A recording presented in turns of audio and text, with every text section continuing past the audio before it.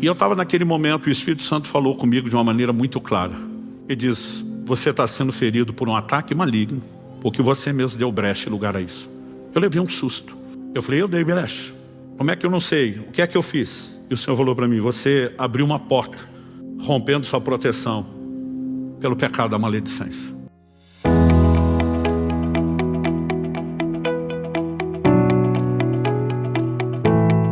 Em primeiro lugar, nós temos uma ordem clara de não falar mal dos outros.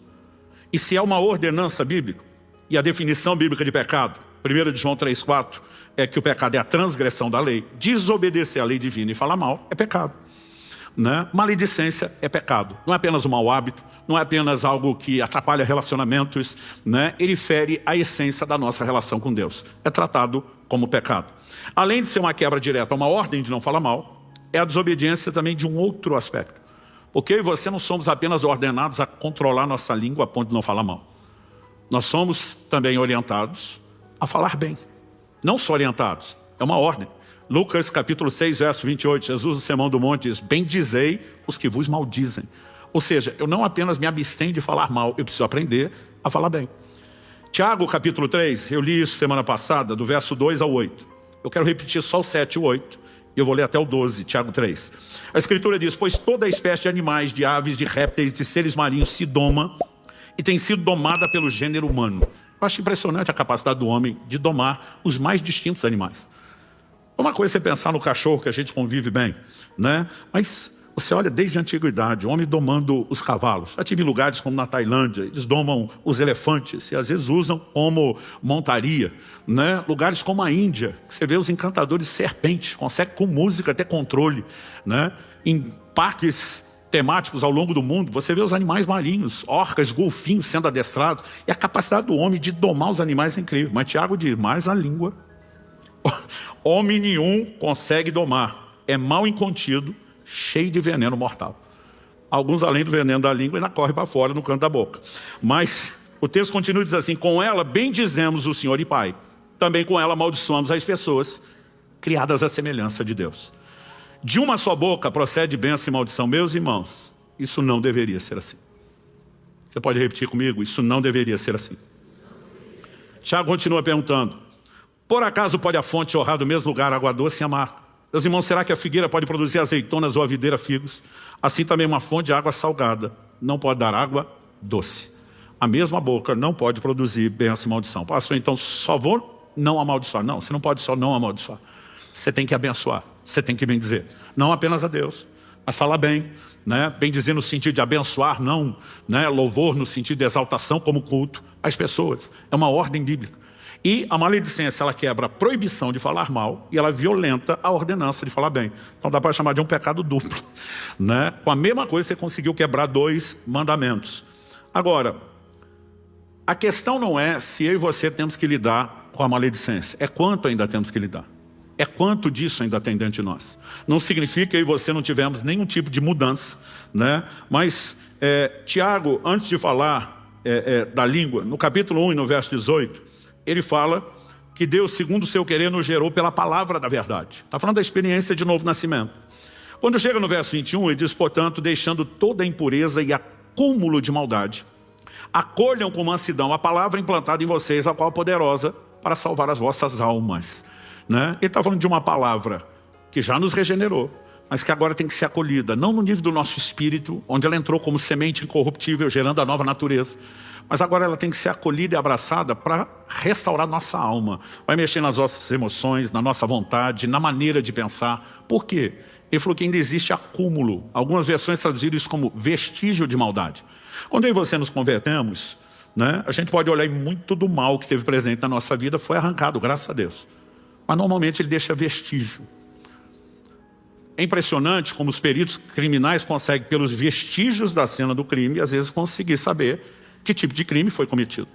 Então, se tem uma parede furada de bala, sabe que uma arma foi disparada. Dependendo da angulação, sabe a altura do disparo. Dependendo da profundidade de penetração da bala, a distância que estava. Porque às vezes o vestígio, ele denuncia o crime, não dá mais lá. Mas ele dá para saber o que aconteceu. E alguns de nós temos marcas e vestígios de coisas que já não estão presentes na nossa vida. mas que ainda, enquanto vestígio, tem que ser tratado. Então, acúmulo de maldade. Alguns de nós já não falamos mal como falávamos antes, mas às vezes ficamos naquela compensação. Já não é como antes, mas ainda temos coisas a ser tratadas. Esse assunto da maledicência, talvez de todos os pecados da língua que estamos destacando aqui, é uma das coisas que Deus mais fortemente, procurou trabalhar no meu coração, me fazendo entender se é uma questão de caráter. Em 2001, lembra exatamente o ano, porque foi pouco tempo depois daquele atentado terrorista das Torres Gêmeas nos Estados Unidos, que aconteceu em setembro de 2001. Então isso aconteceu depois da metade da segunda quinzena de setembro, ali até o começo de outubro, alguma coisa assim. Eu tive um desafio na área de saúde, que eu tive um problema antigo, que quase não se ouve falar hoje em dia. Na época que eu tive, há 24 anos atrás, já não era tão comum. Eu lembro quando fui conversar com o médico, tentando descobrir o que estava acontecendo com a minha perna, eu falei para ele, a avó da minha esposa diz que é erisipela. Ele falou, se a avó da sua esposa disse, porque elas têm um poder de diagnóstico melhor que o nosso, que a gente quase não vê isso hoje. Eu lembro que eu ri da conversa dele. Mas ele basicamente me explicou, falou, Luciano, a erisipela é uma bactéria, normalmente entra por alguma ferida, provavelmente no pé, porque você tem algo que está acontecendo aí na perna. Ela se manifesta no momento de baixa imunidade do corpo. Mas, em essência, o que ela provoca? Duas coisas. Primeiro, uma febre localizada intensa. Não é em todo o corpo, mas naquele lugar é absurda a mudança de temperatura. Segundo, ela mexe principalmente na circulação sanguínea. Então, a pele fica inchada, as veias parecem estar todas afetadas. E eu não podia ficar de pé. Porque o lugar vai ficando tão dolorido que quando você fica em pé e o sangue desce para a perna com um pouco mais de força, a dor era insuportável. Eu cheguei a ficar 3 semanas numa cama, levantando uma única vez ao dia, para numa única ida, com só sofrimento, fazer tudo que precisasse no banheiro, de necessidades a banho, era um sofrimento. Na primeira semana ainda fiquei me dando alguma desculpa, vou ter um tempo fora da correria, vou aproveitar isso orando. Mas pensa no céu que estava fechado, de bronze. Pensa na oração que não fluía, leitura bíblica que não rendia. Chegou uma hora eu falei, não, vou ler os livros que eu preciso estudar, aprender. Também não fluía. Com uma semana eu desisti da parte espiritual. Falei para minha esposa, pede para os amigos subirem, na época era pesado, televisão e videocassete. Vou para o entretenimento. Não achava que aquilo ia durar tanto tempo. Quando entrou a 3ª semana, eu não aguentava mais nem ver filme. Aquilo estava um tédio, sem contar o sofrimento. Eu lembro quando entrou a 3ª semana, eu comecei a orar. Falei, Deus, até hoje, todo tipo de enfermidade, situação, desafio no corpo que eu lido, a gente enfrenta não só com medicação, com oração e fé. Para você ter ideia, o médico me informou, falou, Luciano, não é qualquer antibiótico que resolve isso. Ele falou, penicilina, por exemplo, na época ainda se usava, já não tanto. Ele falou, não vai nem cócega. Eu lembro que na época ele fez uso de um antibiótico, era o cipro, que eles estavam usando naqueles outros ataques terroristas biológicos que apareciam traques nas cartas. Ele me disse o seguinte, nós vamos entrar coisa pesada, mas nada estava fazendo efeito. E eu estou ali desabafando com Deus. Falei, não estou entendendo o que está acontecendo, não estou entendendo porque eu não resolvo isso nem com medicamento, muito menos com oração e fé, que é a minha maior ferramenta. Não estou entendendo por que a parte espiritual não flui. Eu estava ali só me queixando com Deus. Tem hora que a gente não sabe, chama de oração ou choração. E eu estava naquele momento, o Espírito Santo falou comigo de uma maneira muito clara. Ele diz, você está sendo ferido por um ataque maligno, porque você mesmo deu brecha e lugar a isso. Eu levei um susto. Eu falei, eu dei brecha. Como é que eu não sei? O que é que eu fiz? E o Senhor falou para mim, você abriu uma porta, rompendo sua proteção pelo pecado da maledicência. Primeira coisa que eu pensei, então metade da cidade tinha que estar de cama. No mínimo, para ser generoso, metade da cidade. O Espírito Santo na hora falou, metade da cidade não tem a luz da palavra que você tem. A Bíblia diz que a quem muito é dado, muito será cobrado. Cada um de nós vai ser cobrado, aliás, estou aumentando sua responsabilidade nesses domingos, de corresponder com Deus. E eu falei para Deus, que pecado exatamente de maledicência? Sempre foi uma coisa que a gente procurou cuidar. E Deus me trouxe à tona claramente uma situação que a gente estava lidando no contexto da liderança da igreja. Tínhamos algumas situações a serem resolvidas. Semana passada, quando falei de murmuração, eu citei Atos 6. Com o crescimento da igreja, sempre há desafios e ajustes. E algumas viúvas começaram a ser esquecidas, isso era fato, ninguém inventou o problema, estava lá. O que as pessoas inventaram foi o motivo do problema. Os helenistas começam a murmurar contra os hebreus, como quem diz, se a gente falasse hebraico, fosse da mesma cultura como eles, não estaríamos esquecendo. Ou seja, o problema não era a incapacidade de atender todos. Naquele momento para eles isso é preconceito. E algumas coisas começam a ter dano. Nós tínhamos alguns problemas reais e algumas reações que precisávamos cuidar, quando os apóstolos levantaram para resolver. Mas não havia acordo na liderança. E eu lembro que eu me dirigi ao nosso líder principal e falei, vou falar só com você e não na frente de toda a equipe, algo que eu entendo que talvez você não esteja vendo e que as suas decisões não estão cobrindo isso. E o problema só vai piorar. Eu falei, então, vim sozinho, só eu e você, e não vou falar disso para mais ninguém. Na próxima reunião, ele abre o assunto e diz, Luciano me procurou com preocupações, que eu acho que toda a equipe tem que saber e não é só eu. Ele não quer me expor, mas ele acredita que eu estou agindo errado e eu quero que ele fale com vocês. A partir do aval dele, falei, você tem certeza? Ele falou, sim. Eu abri para toda a equipe. O problema, minha esposa disse, você não precisa estar certo para ganhar a discussão, você só pode ser bem persuasivo, bem argumentador. E eu convenci todo mundo do ponto de vista.